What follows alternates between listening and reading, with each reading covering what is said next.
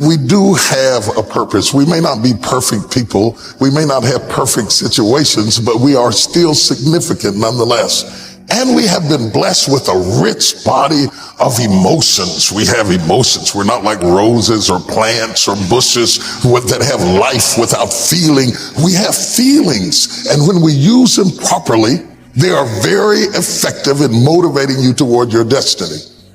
I want you to be clear and understanding that purpose and passion are interconnected. Unfortunately, we live in a crazy world that we're busy all the time and everything fast. And we are losing touch with who we are, our inner sense of passion. But it is your passion that empowers you to be able to do that thing you were created to do.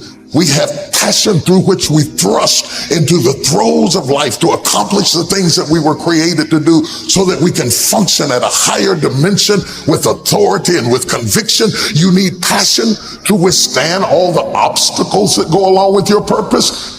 Just because you're living on purpose doesn't mean you're going to have problems. You're going to need thrust to be able to get up off the ground and to step into the field of your dreams. Even if you have not landed on the thing, at least get in the territory of the thing you are dreaming to do and that you hope to accomplish to do.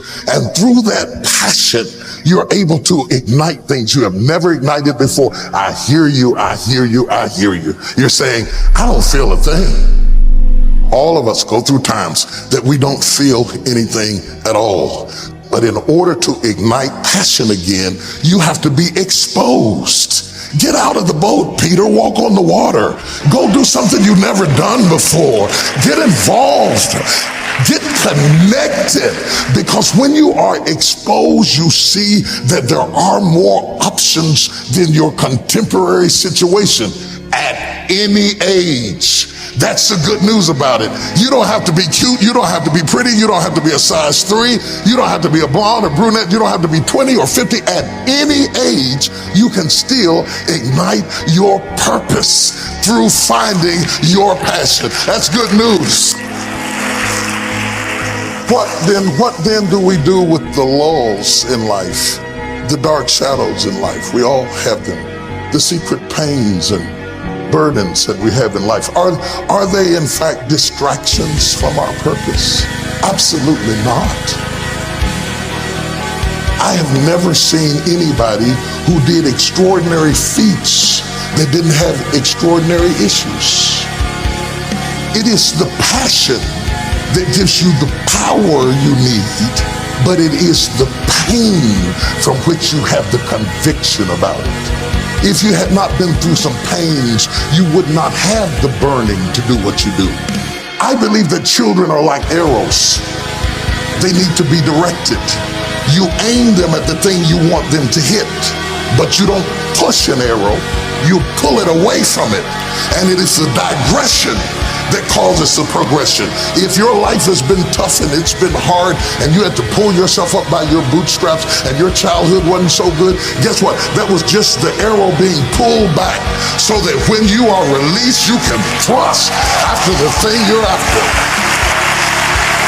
So you don't have to grieve over what you didn't get and what didn't happen and how you were treated and who didn't raise you and who didn't love you. You don't have to grieve about it at all. Once you understand, the greater the digression, the stronger the progression. If Nelson Mandela had not been incarcerated, had not been mistreated, had not been ostracized, he would not have the passion to do what he does. If Oprah Winfrey had not gone through the things that she had gone through, she would not be so committed to making sure that everybody finds their purpose and finds their dream and everybody gets healed and everybody's okay. I'm telling you, what you think is working against you is actually working for you. My challenge in our generation is that gradually through entertainment, through television, through media, through every way possible, we are living in a generation of the dumbing down of ideas. Because we have traded effectiveness for busyness. Statistics say we are busier than any other generation we have seen in the last 300 to 400 years. We are so busy. We are busier than a one-arm wallpaper hanger. We're just busy. We are just as busy as we can be, and we think because we're busy, we're effective. But I want you to challenge your schedule for a minute and ask yourself, are you really being effective?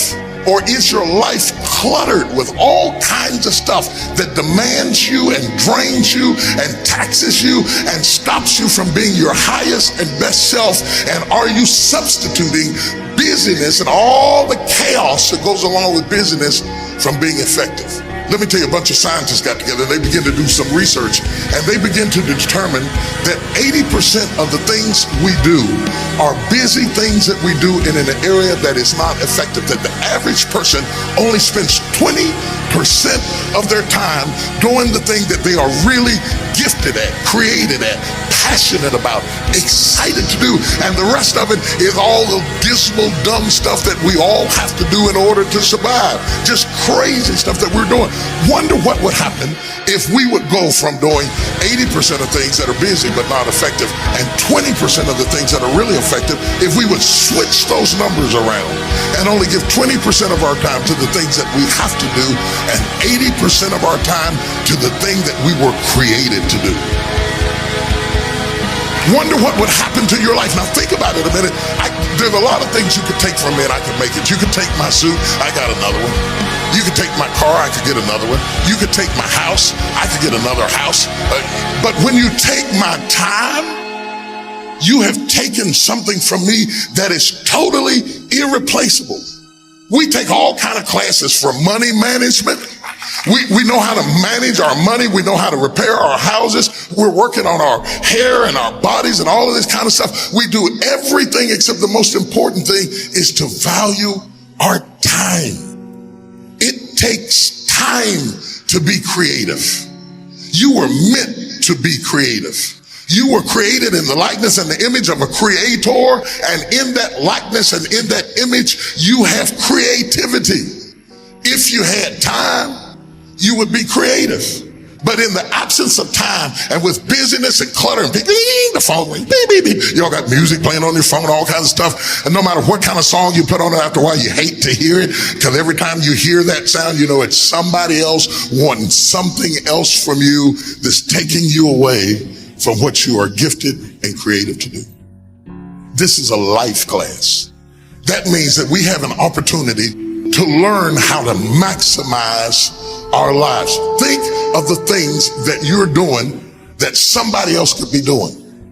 And think of yourself as a precious commodity that you are going to reserve your energy for your highest and best use. The first thing we teach people that understand their significance, if you are doing anything that somebody else in your life could do, you are not reserving yourself for your highest and best use.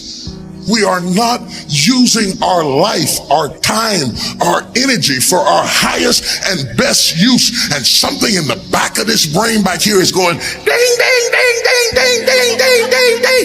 You're missing it. You're missing your life, your purpose, your passion, your excitement, your enthusiasm. And through these classes, what we want to do is shake you and rattle you and stir you up to understand that every moment is a gift, every second is a gift, every thought is a gift, every idea is a gift, every opportunity is a gift, everybody you meet is a gift. You are gifted with opportunities, and I want to show you how to begin to maximize what you've got.